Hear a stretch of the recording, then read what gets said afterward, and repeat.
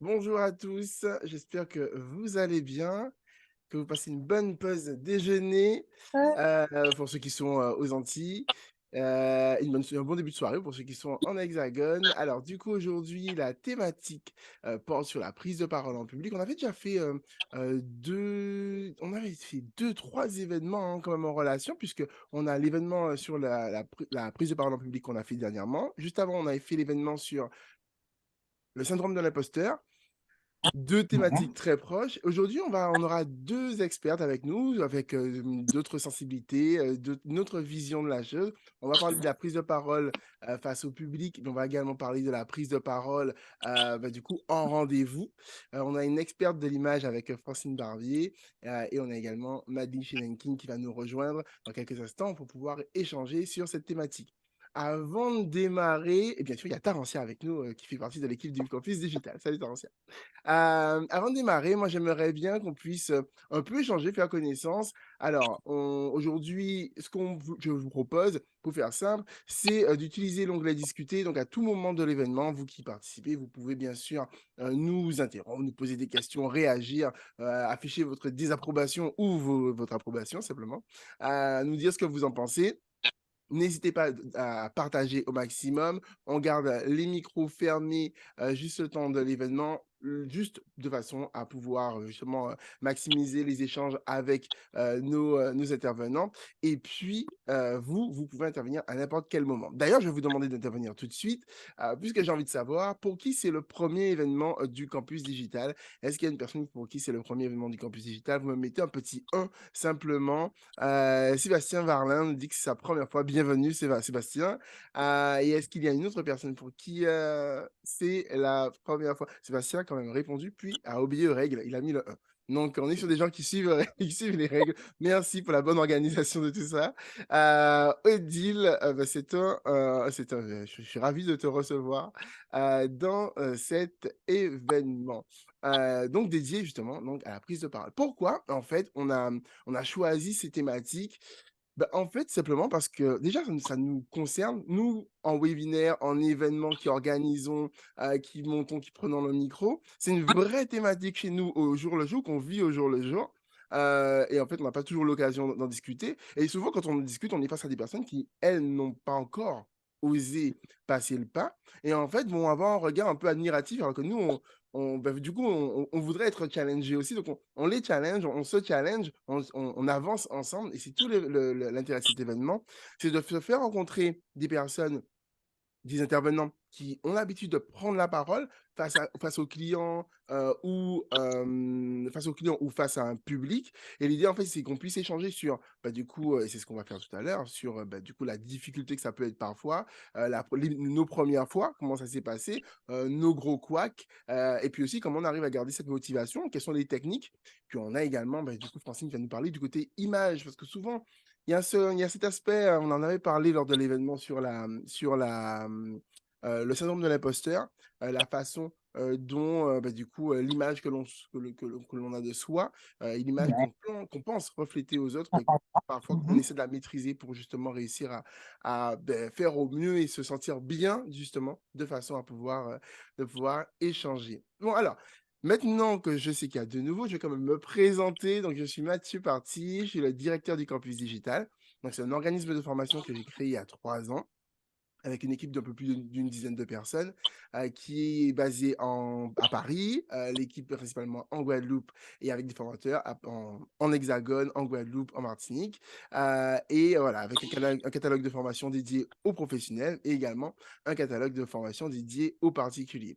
L'envie du campus digital, c'est d'aider, comme dans tout ce que je fais, c'est d'aider les autres à avancer, à choisir leur voie et vraiment à se professionnaliser, arriver à avoir cet équilibre vie pro, vie perso. Je ne suis pas un coach en dev perso. J'interviens sur la partie pro avec l'ensemble de mon équipe, mais je crois fondamentalement qu'aujourd'hui, post-Covid en plus, cet équilibre, chercher cet équilibre, ce sens dans la vie professionnelle a forcément un impact sur la vie personnelle.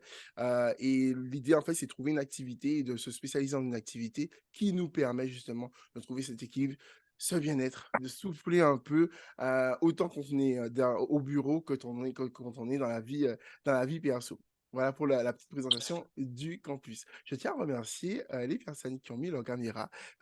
Je fais toujours la remarque parce que c'est toujours agréable d'avoir des visages, c'est pas tout le temps, donc c'est agréable d'avoir des visages, et sachez également pour ceux qui vont voir le replay que vous pouvez venir participer aux événements en direct et afficher votre caméra également puisque, on a un replay juste après, cet événement sera diffusé, sur, YouTube. Voilà.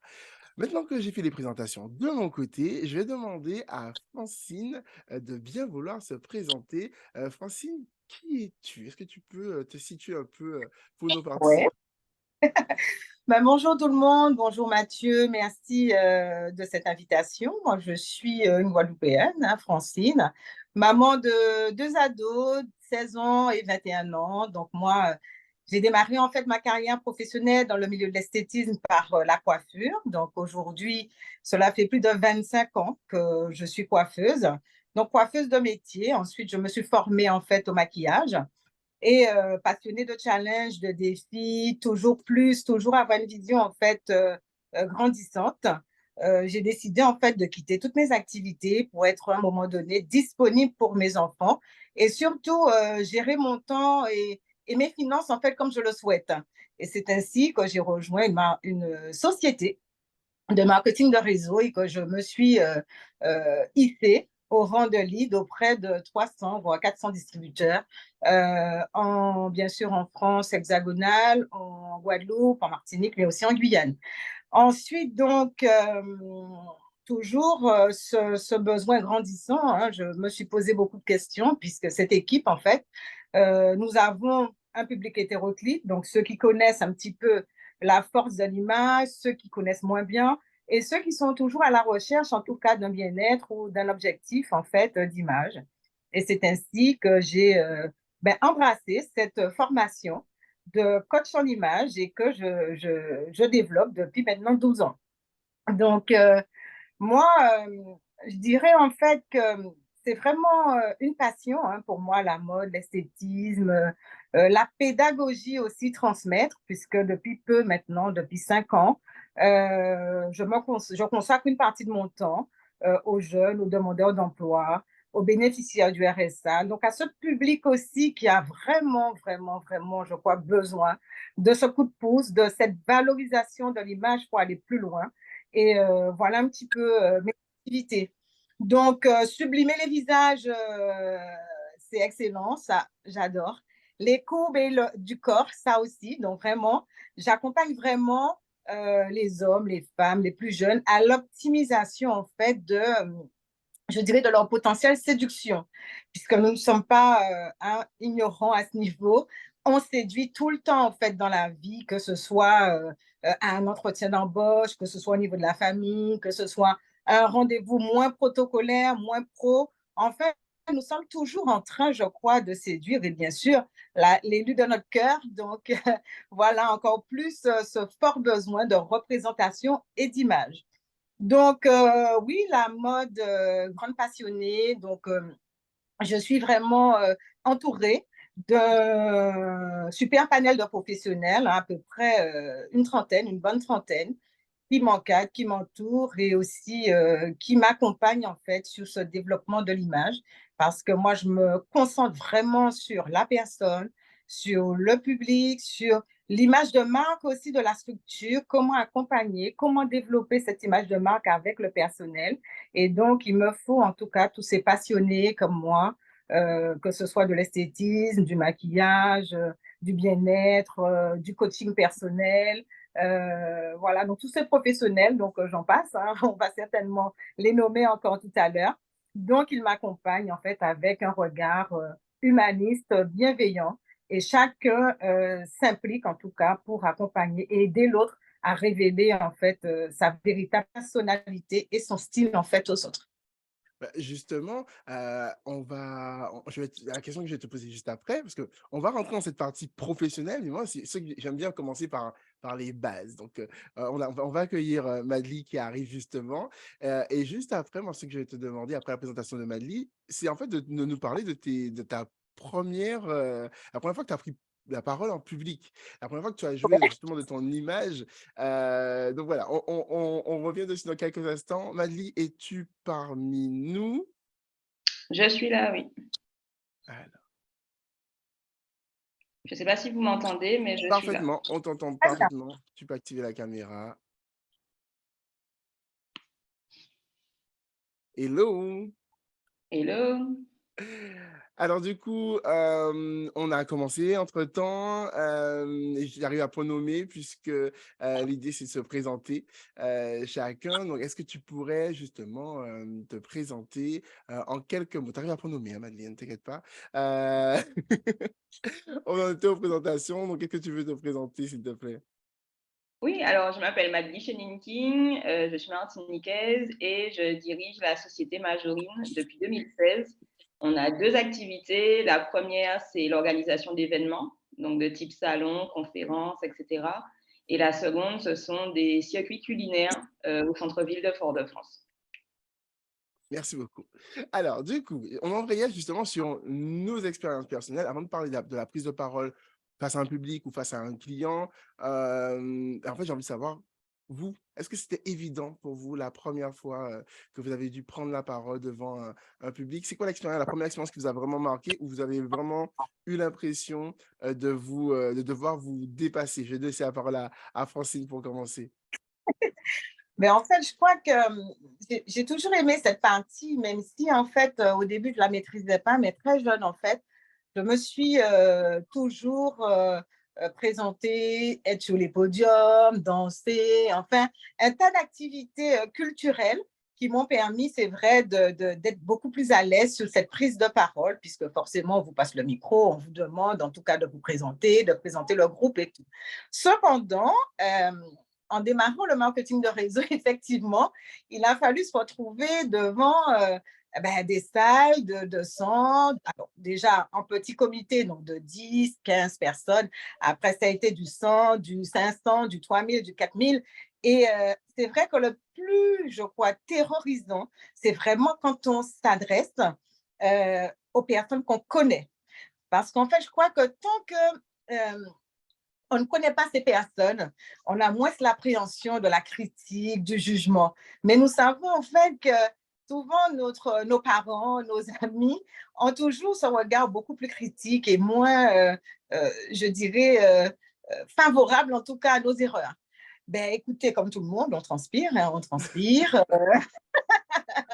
Je crois, on cherche ces mots, on perd un petit peu le fil en fait du sujet, on ne sait pas trop. Euh, donc moi, à ce moment-là, en fait, nous étions toujours en binôme, la chance que j'ai eue. Et en fait, lorsque j'ai perdu le fil, le binôme était juste à côté et il a pu prendre le relais pour Ok. m'aider, m'accompagner. Donc, voilà, si j'ai un conseil à donner, ce serait peut-être ça, démarrer vraiment avec quelqu'un qui s'y connaît, qui est un petit peu plus à l'aise et qui va nous rassurer et nous emmener certains éléments positifs et voilà, pour nous permettre de nous exprimer aisément. Merci, Francine. Franchement, je pense que c'est un bon petit conseil de ne pas se retrouver tout seul dès la première fois. Madly, pour toi, c'était quoi cette première fois, la première fois où tu t'es dit, mais où est le parachute?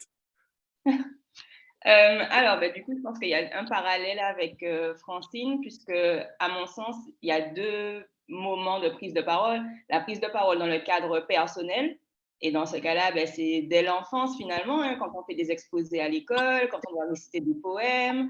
Mes parents m'ont inscrite à beaucoup d'activités, donc danse, et cetera. Donc finalement, le rapport au public, ça se construit aussi en partie comme ça. Et au fur et à mesure, voilà, à l'école, il y a toujours des exposés à faire, des présentations et autres. En tout cas, dans mon cursus scolaire, ça a été mis en avant. Et après ça, dans la vie professionnelle, je pense que ça devait être à la croisée entre la fin de mes études et l'entrée dans la vie professionnelle, puisqu'il faut présenter un mémoire devant un public composé de professionnels et d'étudiants. Donc, on est à mi-chemin, on a un pied du côté académique et du côté pro. Et puis voilà, et au fur et à mesure, j'ai pu faire des interventions voilà, dans la presse, au ministère, etc. Mais j'ai envie de dire qu'au début, j'ai plus été jetée, enfin, c'est la vie qui finalement m'a un peu jetée dans le bain plutôt que quelque chose de préparé et de réfléchi. Mais tu as aussi été chercher puisque madame organise des événements et ça depuis combien de temps tu organises des événements? Ton 1er événement, c'était quand? Mon premier événement, je devais avoir 15-16 ans. Et du coup, en fait, moi, j'étais beaucoup impliquée dans les activités sportives, notamment en gymnastique rythmique. Et donc, j'étais membre d'un club, etc. Et donc, forcément, quand on est membre de club, on est bénévole. Il faut savoir tout faire, organiser des événements, aller chercher des sponsors, etc. Et en fait, moi, j'avais proposé au comité de faire un stage pour les gymnastes entre Puerto Rico, la Guadeloupe et la Martinique, donc directement en Martinique. Et ben là, forcément, de fait, on est obligé de prendre la parole. Mais je pense qu'à l'époque, en tout cas, je ne me rendais même pas compte que c'était une prise de parole. C'était juste défendre mon idée, la présenter, etc. Ça ne s'inscrivait pas dans une démarche réfléchie de OK, je suis amenée à prendre la parole ce jour-là. Il faut que je me prépare, que je révise et autres.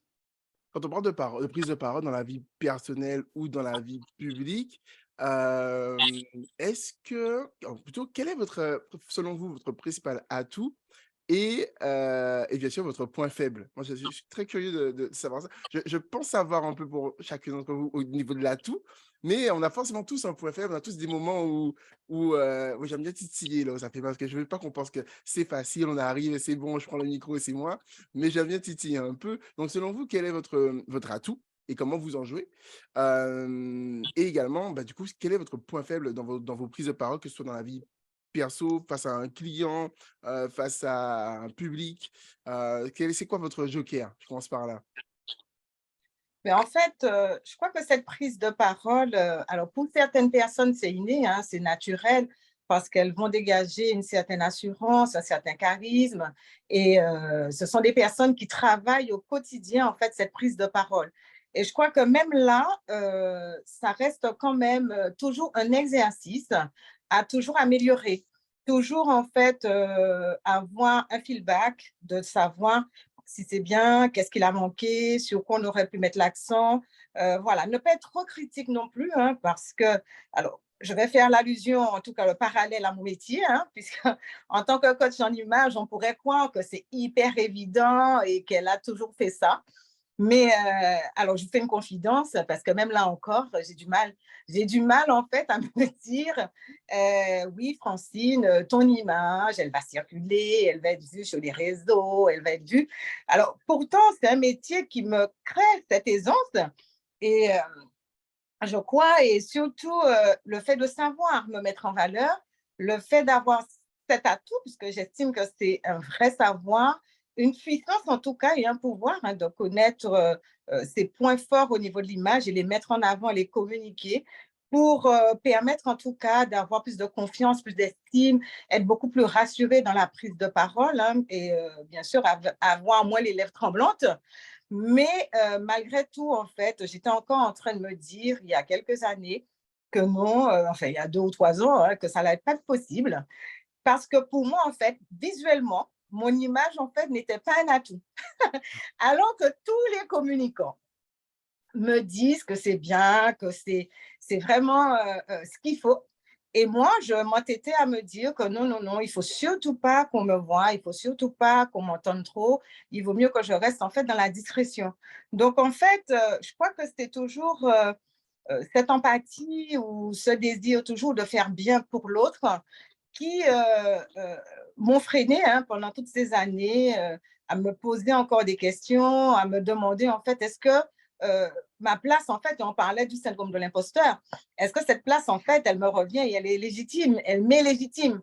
Donc aujourd'hui, en tout cas, je comprends, je perçois mieux, hein, ce pouvoir de l'image.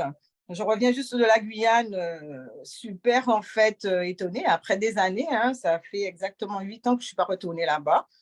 Et des personnes toujours emballées, engagées, qui ont envie de savoir plus, qui ont trouvé ça excellent, qui ont trouvé ma présentation, mais voilà, hors du commun. Et alors que pourtant, moi, je reste toujours dans cet esprit, ouais, toujours critique.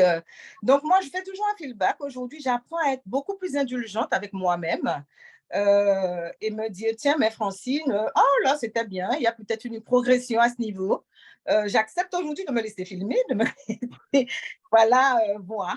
Et donc, vraiment, moi, je crois que c'est en tout cas un atout d'avoir je dirais, toutes ces techniques pour rassurer la personne, pour aller plus loin, en fait, et travailler et se présenter aisément, présenter son discours et avoir une belle éloquence.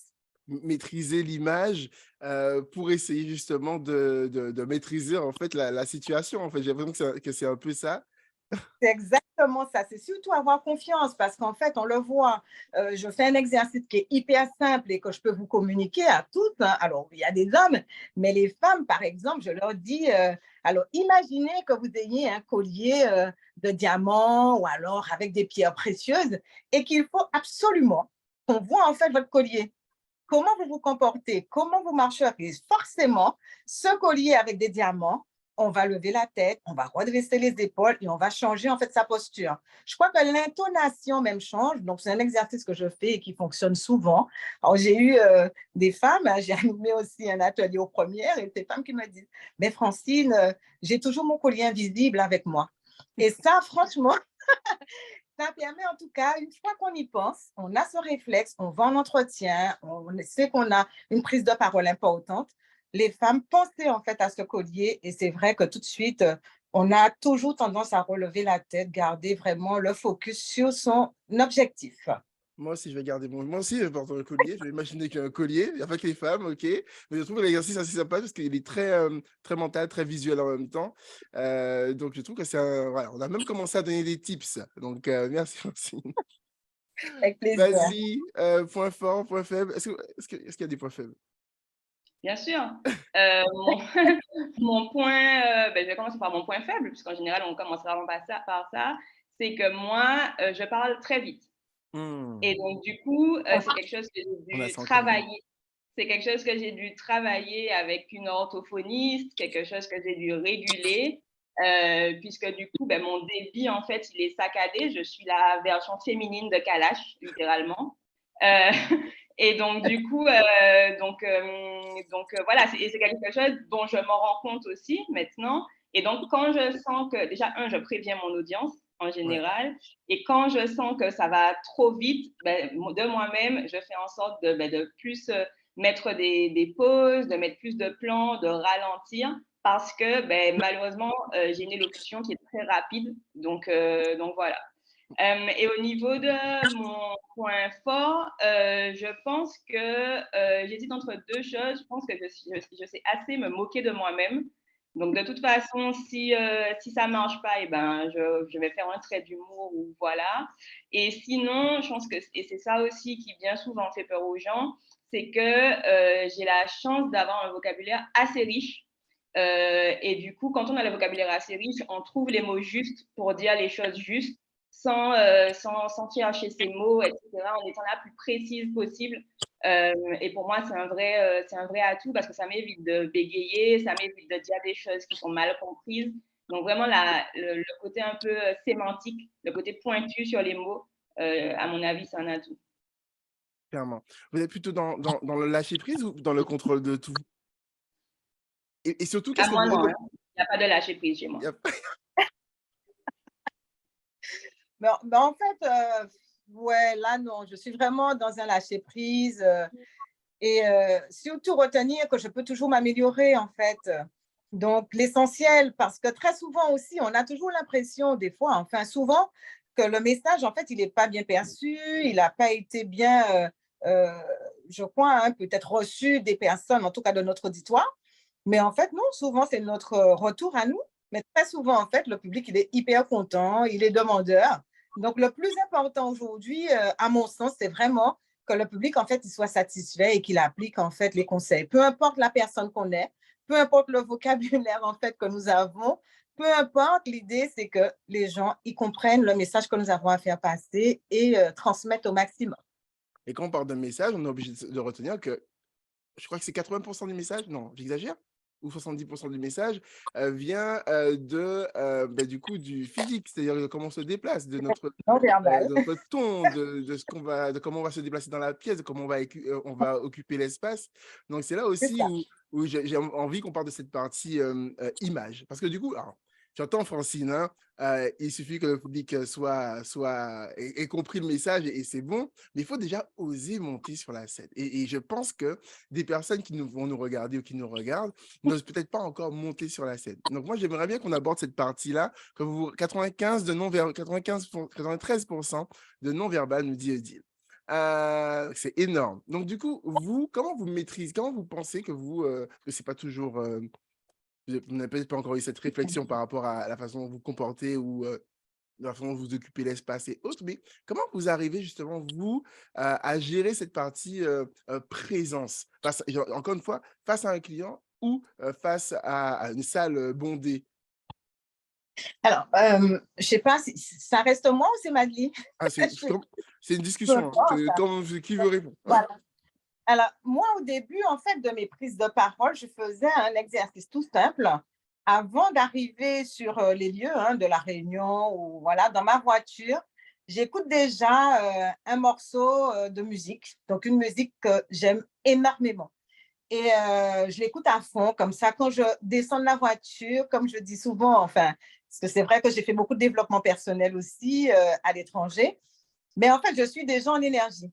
Puisqu'en fait, ce sont des morceaux que j'aime énormément, donc je chante hyper fort, souvent même chez moi aussi, hein, quand il faut me remotiver, me booster, c'est l'exercice en fait que je fais. Ou alors, je regarde un bébé, j'ai cette image aussi qui rigole et je rigole avec lui. Alors, c'est vrai que aussi là, j'ai le rire en fait assez facile, assez aisé, donc peut-être que ça reste un atout. Mais après, lorsque ça s'est compliqué et que les exercices ou les scènes, en fait, étaient beaucoup plus imposantes en termes de public, en fait, je rentre dans ma bulle. J'ai besoin, en fait, de ces 5 minutes pour me retrouver, pour me remotiver, pour me fixer, en fait, un objectif, surtout savoir, me mettre en tête quelle est la finalité, en fait, de cette réunion, de cette action, de cette prise de parole, pour vraiment garder cette motivation haute en permanence. Donc, voilà 2 astuces en fait que j'ai utilisées, que j'utilise encore. J'ai besoin en tout cas, même si on a du retard, de ces 5 minutes en fait pour, me retrouver et voilà, me lancer. Ensuite, Mathieu, donc on va parler un petit peu peut-être du regard, de l'apparence, enfin tout ça. Je sais pas, est-ce que c'est prévu? Oh oui, tout à fait, oui. D'accord, très bien. Ali?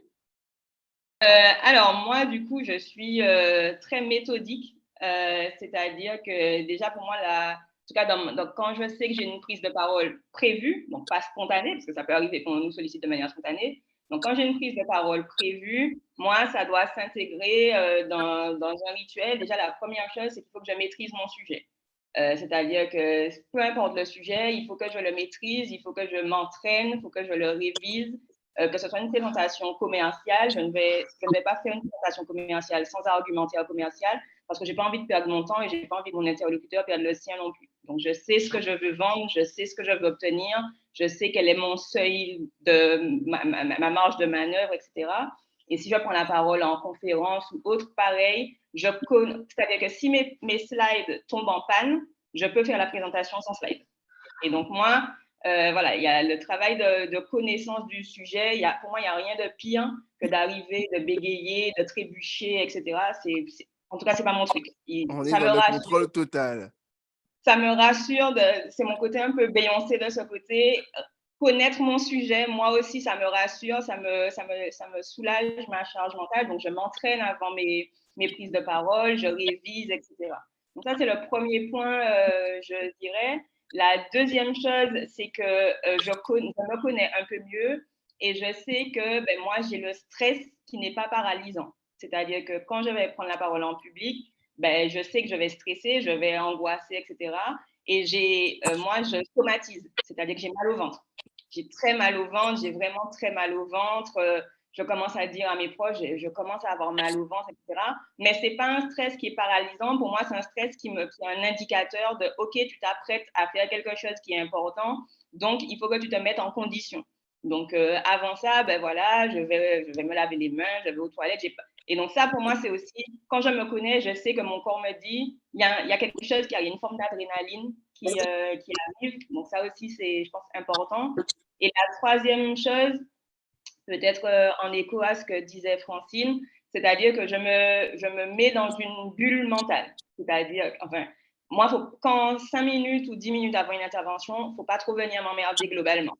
Je me prépare psychologiquement, j'ai repéré les lieux, donc j'arrive généralement 15 minutes à l'avance pour repérer les lieux. Je me mets en condition et finalement, je laisse la Madly, je garde ma personnalité, bien évidemment, mais la Madly qui va sur scène, elle sait ce qu'elle va sur scène, je suis préparée mentalement. Pour moi, c'est comme ça que je me prépare à rentrer sur scène. Et pour faire écho à ce que disait Francine encore au niveau de l'image, et je pense que vous allez enchaîner sur ça, il me faut être dans une tenue confortable. C'est-à-dire que moi, je ne suis pas fan, tout ce qui est chaussures du jour ou chaussures achetées de la veille, ce n'est pas mon truc. Il me faut une tenue confortable où je sais que je suis à l'aise dedans, que je ne vais pas transpirer, que je ne vais pas être serrée, boudinée, etc. Et donc là, je suis au meilleur de moi-même. Donc voilà, je suis assez méthodique dans mes prises de parole. Alors, si vous avez compté le nombre de fois où elle a dit préparez, vous gagnez, que vous avez le bon, le bon chiffre, vous Écoute, gagnez l'eau j'admire à les la gens fin. qui prennent la parole, voilà, tout de suite, machin et tout, en freestyle. Je pense que je pourrais le faire, mais ce n'est absolument pas quelque chose que j'apprécie. J'aime maîtriser mon sujet parce que je n'aime pas perdre mon temps et faire perdre le temps aux gens. Il y a un grand respect de ça. J'ai bien aimé cette phrase que tu as dit. On sent le respect de ton temps et de celui de l'autre. Donc, du Clairement. coup, tu prépares, tu prépares, tu prépares. Encore une fois, c'est hyper important que vous compreniez qu'il n'y a pas une méthode. On n'est pas là pour donner une méthode. C'est chacun doit réussir à trouver la sienne. Moi, je ne donne pas la mienne qui est totalement à l'opposé de celle de Madly.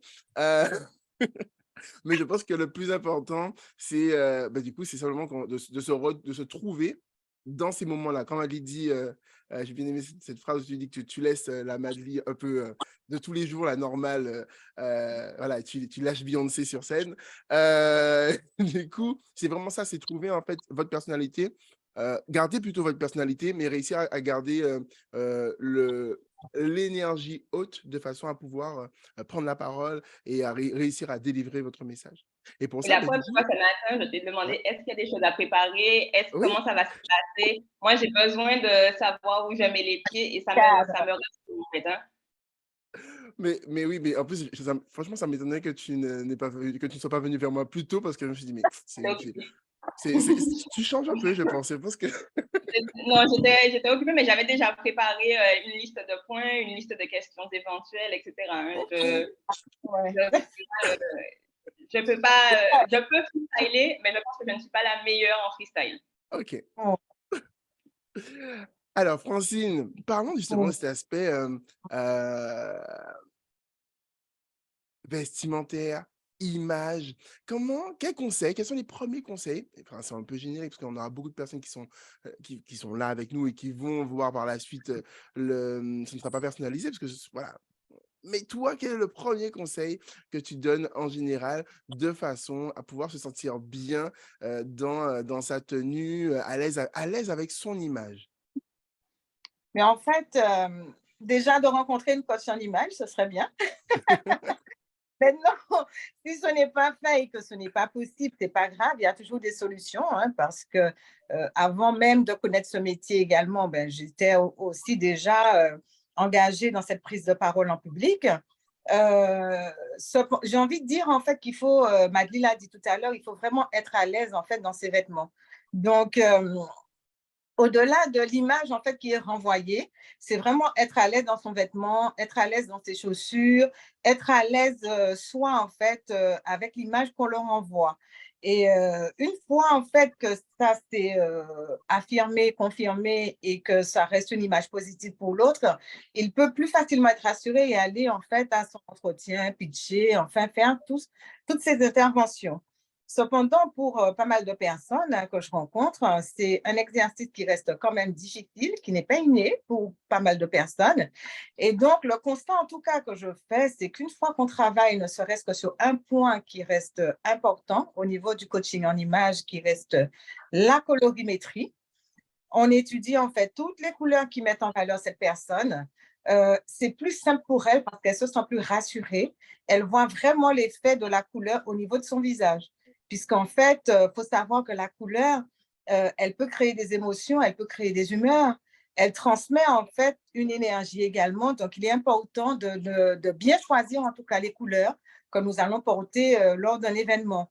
Se renseigner également sur l'espace où nous serons reçus, car il se pourrait que la salle soit mal éclairée, il se pourrait que ce soit un espace réduit, voilà, mais toujours tenter, ceci dit, d'avoir des couleurs douces, pas trop fortes, pour ne pas heurter en fait l'œil ou la sensibilité de l'autre et très peu d'imprimés. Il faut vraiment que les imprimés soient très, très subtils parce que euh, sachez que les imprimés en fait peuvent créer des illusions d'optique, soit amplifier une silhouette, voilà, ou soit distraire en fait l'œil. Alors, c'est vrai que bon, vous n'avez pas encore testé, peut-être pour certains, en tout cas, cette aventure, mais vous observerez les gens autour de vous à partir d'aujourd'hui et vous verrez que très souvent, des fois, on discute avec une personne, mais on aura du mal à soutenir son regard parce qu'en fait, son imprimé, des fois, ou la couleur, en fait, est beaucoup trop forte. Donc, l'œil, naturellement, en fait, il va être distrait et ben, il va bifurquer, soit vers le bas, soit vers la chaussure, voilà. Donc, lorsqu'il s'agit d'une interaction avec l'autre, il est important de choisir des couleurs douces, éviter en tout cas le blanc pur, éviter le noir, c'est sûr, parce que ce sont deux non-couleurs. Pensez par exemple à un blanc sable, un blanc un peu beige, un blanc un peu jaunâtre, un petit ton rosé en fonction, un petit bleu ciel. Enfin, toujours des couleurs douces pour calmer en tout cas et pour assainir et adoucir en tout cas l'autre, hein, qu'il soit en tout cas bienveillant et qu'il vous écoute, qu'il vous accorde toute son attention. Donc, l'apparence, oui, faut pas trop non plus se cristalliser dessus dans un aspect en fait négatif. Au contraire, on s'est toujours habillé, on a toujours fait. En général, au début, lorsque je parlais de mon métier, euh, la réaction immédiate, c'est oui, mais moi je sais m'habiller, ouais, mais j'ai pas besoin de ça. Oui, forcément. Je dirais en tout cas qu'il y a toujours un petit élément qui peut séduire l'autre. Maintenant, à savoir lequel. Quel est ce point fort au niveau du visage, au niveau de la sphère communicante, hein, jusqu'aux épaules, pour attirer et fixer en fait le regard de l'autre. Surtout lorsqu'on a certains complexes, des zones de gêne au niveau de la morpho, il faut travailler sur cette notion de couleur. Voilà.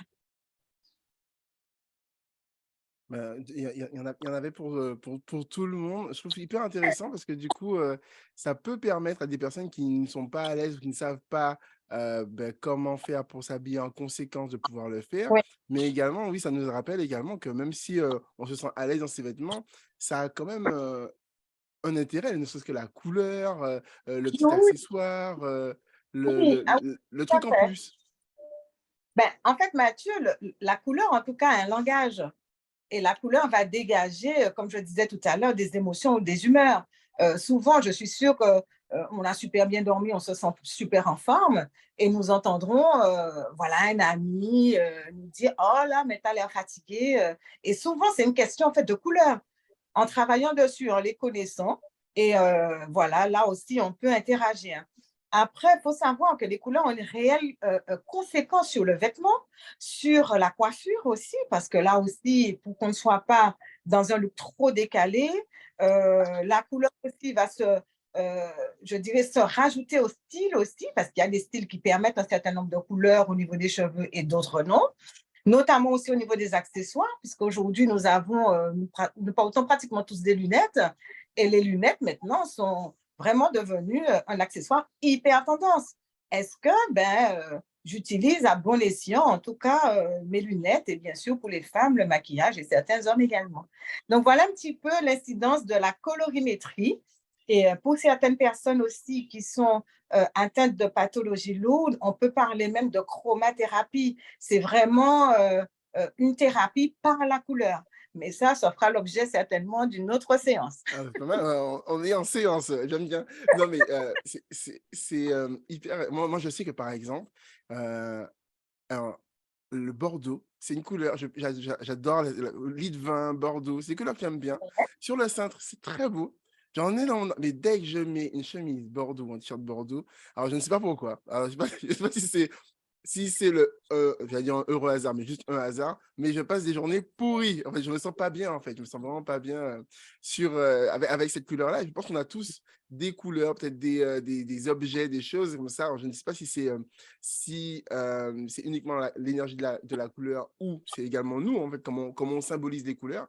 Mais c'est hyper intéressant quand même dans tous les cas. Le discours, encore une fois aujourd'hui, c'est d'apprendre à se connaître, en fait.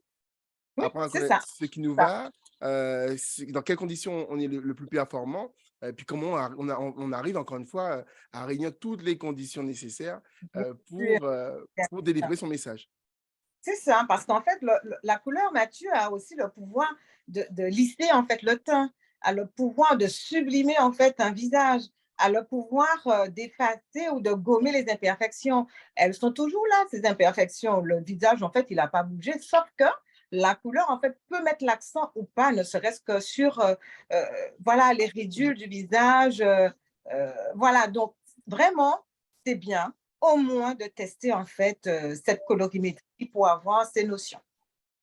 Alors j'espère que vous prenez, des notes parce qu'en 1 heure, on aura réussi à vous donner pas mal de conseils et on va continuer sur la lancée pour les dernières minutes, de notre événement, puisque je vais vous demander justement quels sont les conseils que vous donneriez, à ceux qui n'osent pas, se lancer, dans la prise de parole et d'ailleurs, mais aussi on a besoin de savoir, vous qui êtes là avec nous, est-ce qu'une personne pourrait nous dire, bah, du coup, en quoi elle n'arrive pas justement à prendre la parole? Est-ce que c'est dans la vie personnelle? Est-ce que c'est dans la vie, pro?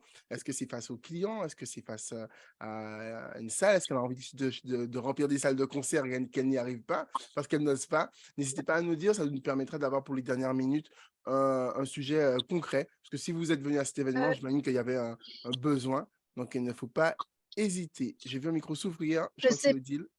oui, je sais pas, vous m'entendez parce que moi, je suis en voiture, Parfaitement. donc j'ai appuyé sur un bouton. Ok, super. J'ai appuyé sur un bouton, ça a fonctionné, formidable.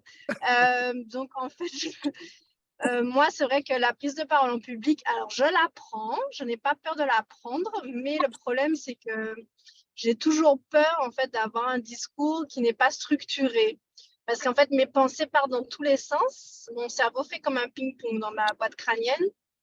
Et j'ai toujours peur de perdre en fait mon auditoire quand je veux démontrer ou expliquer quelque chose. Et en fait, parfois même, je n'entends même plus ce que je dis. Je n'ai même pas conscience de ce que je dis. Bon, pour l'instant, personne ne s'est plaint, mais moi, j'avoue que ça m'embête en fait. Voilà. Et donc, je ne sais pas s'il y a des techniques de respiration autres pour arrêter que le cerveau fasse ping-pong dans sa boîte crânienne. Voilà. On a bien aimé cette image. Madly, est-ce que tu aurais un conseil à donner à Odile? Est-ce que dans une certaine mesure, tu t'es reconnue dans son discours ou pas du tout? Non, mais, mais je pense que c'est quelque chose que je pourrais faire. Non, parce que, comme j'ai dit, ma personnalité a besoin d'entraînement, de pratique, etc. Donc, mais je pense qu'on peut facilement se laisser emporter par sa propre parole, par son propre débit. Et j'avais eu un conseil, moi, une fois pré-interview que j'ai gardé avec moi, c'est qu'avant de répondre à une question, il faut prendre un temps de respiration de 3 à 5 secondes avant de prendre la parole.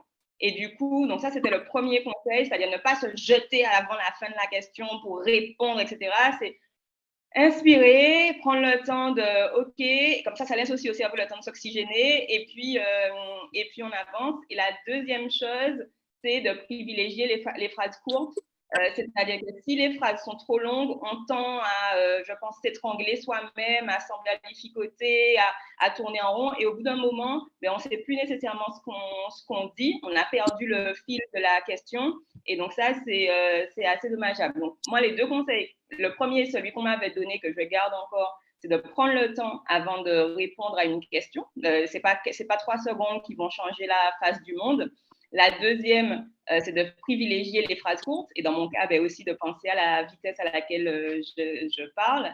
Et puis, moi, la troisième chose, c'est que, et je reviens à ce que j'avais dit, c'est de la préparation en fait. C'est-à-dire que si j'ai révisé ce que je sais que je vais dire. Ça ne veut pas dire qu'il n'y a pas de place pour la spontanéité, ça ne veut pas dire qu'il n'y a pas de place pour l'inconnu, etc. Mais ça veut dire que je sais dans quel sens je vais, comment les éléments se structurent, parce que finalement, ben, une conversation, c'est aussi ou un travail de conférence ou autre. On va d'un point A à un point B. On ne parle pas comme ça, on ne lâche pas des mots les uns après les autres, etc. Donc, on veut aller d'un point A à un point B. Donc, qu'est-ce que je veux démontrer? Qu'est-ce que je veux obtenir? Et quels sont les arguments dans l'ordre? Et c'est ce qui compte à mon sens, c'est le séquencement des arguments pour arriver à ce que je veux. Et même quand la personne peut me poser des questions, et c'est une technique de communication qui est très connue, que les hommes politiques utilisent, c'est de revenir sur le sujet qui m'intéresse. Forcément, c'est-à-dire que ta question, elle est intéressante, certes, mais moi, je reviens sur mes rails et mes rails me mènent à un chemin. Ça ne veut pas dire qu'on a un dialogue de sourds, hein, mais ça veut dire ne pas perdre un peu le fil. Donc, pour résumer, et ça aussi, c'est connu, c'est de résumer, de faire un récapitulatif de ce qu'on a dit pour soi et pour les autres. Ben, c'est la préparation, parce que c'est dans ma personnalité et que c'est comme ça que je suis la plus performante.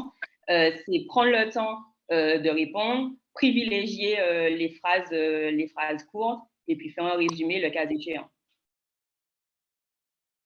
Thèse, merci synthèse, beaucoup. thèse, antithèse, synthèse. Merci beaucoup, Madly. J'ai l'impression que le cerveau de Madly est rangé, mais c'est clean dans ton cerveau. Hein. Il n'y a rien qui dépasse. C'est clean dans mon cerveau parce que, voilà, bien souvent, on aime s'écouter parler, ce qui est assez naturel. Mais malheureusement, quand on est sur une interview parfois de 12 minutes, il y a deux choses. Soit on se plie au code de l'exercice, donc on fait des phrases courtes, on fait des phrases percutantes, soit on est constamment interrompu par le journaliste ou par la personne en face. C'est désagréable parce qu'on ne peut pas aller au bout de son idée. Et même pour l'interlocuteur, le modérateur, c'est désagréable de couper la parole. Donc, les phrases courtes, c'est toujours les conjonctions de coordination. Quand il y en a trois, dans une phrase, c'est sujet, verbe, complément. Et ça va très bien à tout le monde. Je vais juste rebondir dessus parce que, bon, vous l'avez compris, un style totalement opposé à celui de Madly, mais j'ai eu un exercice, non, mais dans mon style perso, mais j'ai eu un exercice foiré il y a 2 mois quand j'étais en Guadeloupe. Là. Quand j'étais en Guadeloupe et en Martinique, j'ai fait une interview sur RCI à 6h du matin, décalage horaire, je suis arrivé depuis 2 jours, et je n'écoute pas cette tranche horaire, donc je ne sais pas comment elle se passe. Et en fait, ça n'a rien à voir parce que j'avais déjà fait Delay, j'avais déjà fait en matinale, j'avais déjà fait l'après-midi également, c'est un autre rythme. Et le matin, je me suis fait découper parce que mes phrases étaient trop longues, je n'étais pas préparé et je me suis fait hacher en petits morceaux. Donc, aussi pour dire que, je le disais, chacun sa nature, chacun sa façon de faire les choses. Mais attention, il faut aussi respecter les exercices, bien connaître le contexte également, de façon à pouvoir, du coup, à un moment, se dire, il faut passer un coup de balai dans mon cerveau parce que là, je vais devoir être synthétique. Mais on ne m'y reprendra pas, je saurais. Francine, est-ce que tu as des conseils à donner à Odile? En fait, moi, je me suis complètement retrouvée dans le propos précédent parce que des fois, en fait, ça va tellement vite au quotidien, il y a tellement de sollicitations que certaines fois, la préparation n'est pas évidente. Cependant, connaître son métier, connaître en fait ses sujets, ça aide en fait énormément. Ensuite, souvent aussi, des fois, je ne m'entends pas.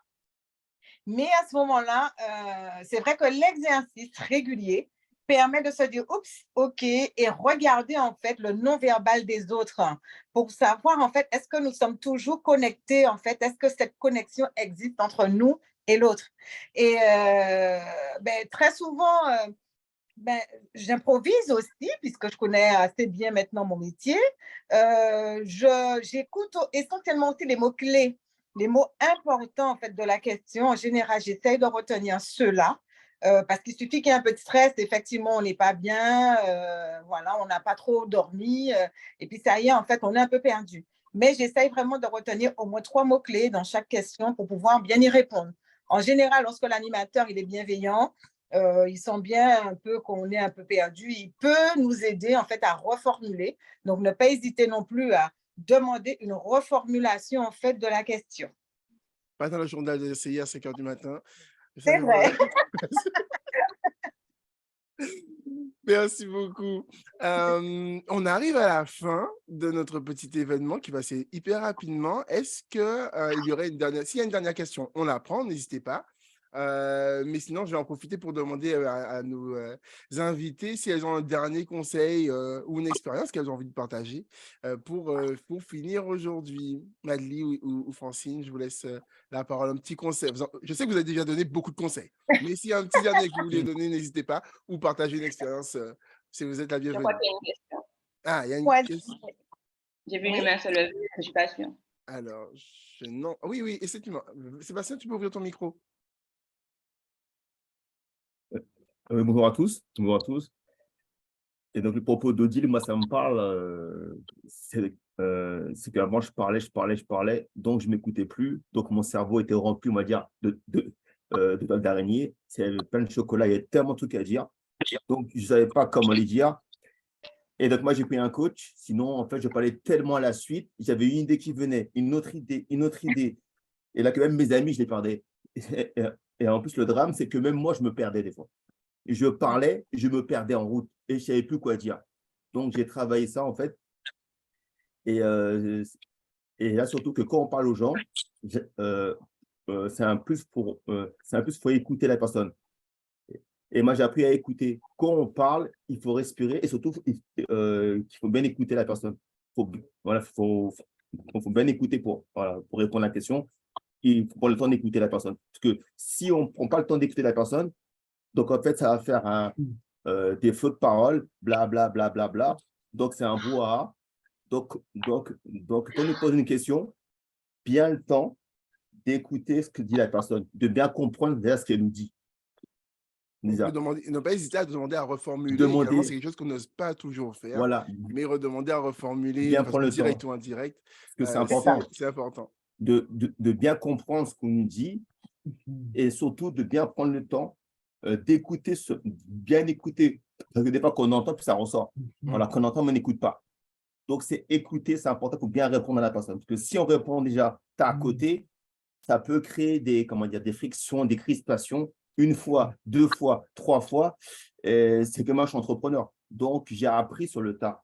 Donc, j'ai eu un coach avant. Et c'est vrai que quand il y a des gens qui sont plus évolués, plus avancés, quand ils voient qu'on est à côté, ils vont regarder un petit peu. Ils disent, mais qu'est-ce qu'il raconte celui-là? Il nous parle, on dit un truc, nous dit jaune, lui dit bleu, il nous regarde du style.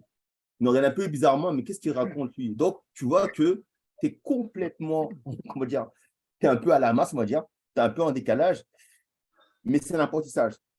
Et là, au début, comment dire, ça fait mal au début, parce que tu n'es pas habitué à t'exprimer avec des gens qui sont assez structurés. Tu dis, maintenant, putain, c'est pas possible. Tu as un petit peu mal, mais tu dis qu'il faut travailler ça. Ça te pousse à bosser, à travailler sur toi. Mais moi, je suis un mec spontané de base. Donc, je ne suis pas comme Madly. Je ne suis pas le mec, j'ai un script. Moi, j'ai un script, je suis fou. S'il y a trop de script, moi, je suis encore plus bloqué. Mais il faut quand même travailler. C'est vrai que quand on a un rendez-vous avec des gens, pour se présenter, qu'il faut le visualiser un minimum. Il faut être prêt dans la tête. Voilà, je vais faire ça aujourd'hui. Parce que si on vient, oh, ça va aller, ben, peut-être qu'il y aura un blocage là, ça va bugger là-haut et puis tu ne seras pas présenté. Donc, il faut le préparer un minimum. Voilà. Si on vient la fleur au fusil, oh, de toute façon, c'est vite fait. Non, il faut être prêt dans la tête. Tu vas te présenter devant d'autres personnes. Donc, voilà. C'est un travail aussi. Hein. C'est un exercice aussi. Mais ça se travaille. De toute façon, je pense que le conseil de travailler la prise de parole, c'est sûr qu'on va le retenir aujourd'hui. J'insiste aussi sur ce qu'a dit Francine, je crois, sur le fait d'observer son audience, de bien observer l'audience pour voir si on est toujours connecté en termes d'énergie, en termes cognitivement, est-ce qu'on est sur la même longueur d'onde également. Je pense que c'est hyper important également. Mais Sébastien, je prends la balle au vol, la balle au bon plutôt, puisque j'ai bien envie de savoir si, et on va finir dessus, si Francine ou Madly, vous avez un conseil à donner quand, parce que ça arrive que ça couaque, ça arrive qu'il y a un souci. Quel conseil vous donneriez pour essayer de se rattraper? Quelle est votre façon de faire à vous? Moi, j'aime beaucoup, en fait, Mathieu, interagir, en fait, avec le public. Donc, lorsque je sens que, parce que j'aime beaucoup le côté ludique, voilà, les activités démonstratives, ça, j'aime beaucoup, en fait. Et mon activité, en tout cas, me le permet. Et donc, voilà, je peux combler par l'exemple. Rajouter, en fait, un exemple qui permettra à tout le monde de se retrouver et me permettre aussi de souffler et reprendre mon fil, en fait, de présentation. Donc, il y a cet aspect. Il y a aussi, au niveau de la préparation, un dernier conseil, ce serait en fait de présenter ces sujets ou ces présentations devant en fait ses enfants ou quelqu'un de confiance. Alors ça, je me suis toujours en fait entraînée à faire avec mes enfants parce que ce sont les plus critiques, hein. Ils sont jeunes, donc forcément, ils vont trouver, voilà, mais maman, tu souris trop. Donc eux aussi, ce sont de bons juges, je dirais, de notre intervention. Donc, voilà, c'est une idée, répéter devant les enfants, se présenter devant eux et qu'ils puissent en fait nous noter. On sent que c'est critique à la maison, hein. Ah oui. Madly, un petit conseil est-ce que ça arrive à Madly, que ce ne soit pas contrôlé, que ce ne soit pas carré? Ah bien sûr, mais enfin, je me souviens d'une interview sur Martinique Première pour un événement que j'ai organisé et j'avais pas assez travaillé mon interview, j'étais dans le rush et je sais qu'on ne m'y reprendra pas. Et donc, et c'était filmé en plus, donc forcément, c'est à tout jamais sur les internets, comme une chute de Beyoncé. Et donc, du coup, donc le journaliste m'interviewe et en fait, le format d'interview, c'était des questions un peu en mode AK-47, tu vois, c'est-à-dire qu'ils Ouais. s'enchaînent comme ça et tout. Et j'avais pas assez bien préparé mon sujet. Et donc, le journaliste, il m'enchaîne, je réponds. Et à un moment, je perds le fil de là où je veux en venir, je trébuche. Alors, je me suis rattrapée bien malement aux branches de l'arbre, etc. Mais une fois qu'on trébuche, après ça, ben, c'est là aussi où je pense que ben, ça se rapproche un peu d'un sport, quoi. C'est-à-dire qu'une fois que tu es tombé, il faut réussir à remonter, mais dans un délai très court, puisque l'interview, elle a un délai court. Donc, bien sûr que je me suis déjà plantée, mais même se planter, ça fait partie du quotidien, on va dire. Ouais. Mais pour éviter ça, voilà. Et donc, moi, je dirais plusieurs choses. C'est si ça peut rassurer, trouver ce qui nous rassure. Donc, moi, c'est la préparation. Pour d'autres, ce sont des rituels. Par exemple, pour reprendre la colorimétrie, sujet de Francine, moi, je sais que j'aime beaucoup le rouge. Et donc, je sais que si j'ai une intervention où je dois marquer les esprits, je vais avoir soit du rouge à lèvres rouge, soit une paire de chaussures rouges, soit parce que d'une certaine façon, ça me sert un peu de gris-gris finalement. Et je sais que quand j'entre sur scène avec du rouge sur moi, pardon l'expression, mais je viens niquer des mères. C'est-à-dire que tu ne vas pas me faire trébucher. Moi, je viens, je sais ce que je viens faire et ça va, voilà, je sais ce que je vais y trouver.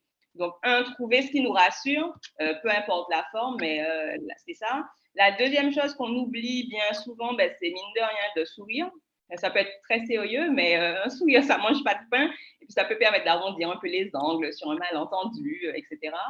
Et puis, la troisième chose, c'est que mine de rien, la prise de parole, c'est aussi d'une certaine façon un jeu théâtral.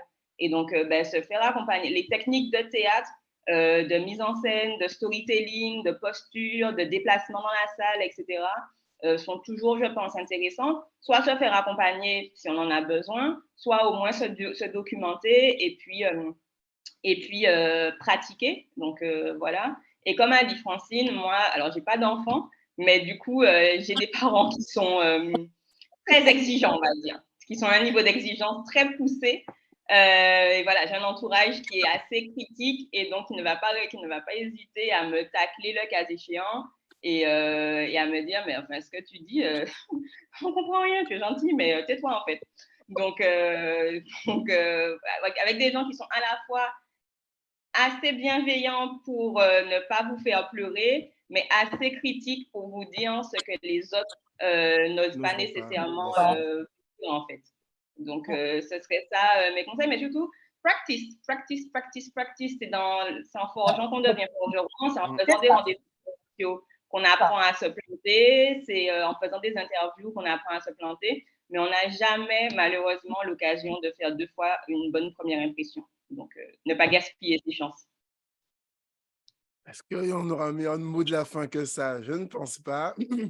Ça nous a fait un résumé des conseils de Francine en même temps, au passage. Donc, merci beaucoup, Madeleine. Vraiment, c'est un plaisir de vous recevoir toutes les deux. J'espère que ce n'est pas la dernière fois. En tout cas, j'espère que ça vous a plu, ce format, nous, on appelle formation gratuite, parce qu'on donne beaucoup de valeur si on court la laps de temps. On fait une petite pause déjeuner ensemble. J'espère que ça vous a plu. On va vous envoyer le replay dans les 24 heures. Et puis, dans les prochaines semaines, prochains jours, plutôt, vous allez recevoir également un petit condensé, un petit résumé sous forme de PDF de ce qu'on aura pu échanger, histoire d'avoir des petites notes lors de vos prochaines prises de parole. Merci beaucoup, Madeleine. Merci beaucoup, Francine. Merci, Et je vous souhaite de Mathieu. passer une bonne fin de journée. Merci Merci. beaucoup. Salut. Merci beaucoup, alors. Merci. Au revoir. Au revoir. Au revoir. Au Bonne revoir. soirée. Merci, au revoir. Au revoir.